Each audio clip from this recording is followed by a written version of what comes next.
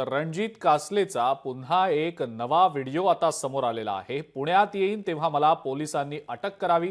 आज संध्याकाळी 7 वाजता दिल्लीहून मी निघणार आहे।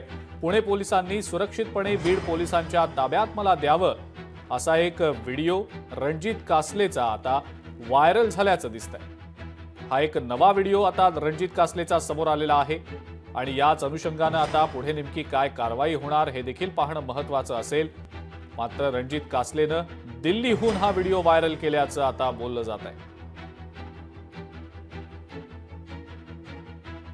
9 वाजता मी पुण्यात येईल मित्रांनो।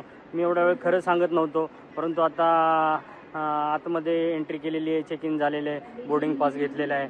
तर 9 वाजता येईल। जी मी मजेशीर रील बनवली होती तर ती सत्यात उतरते। पंढरीशेठ फडके दिवंगत यांची जेव्हा येईल मी पुण्यात तर अटक करावं मला गुन्ह्यात।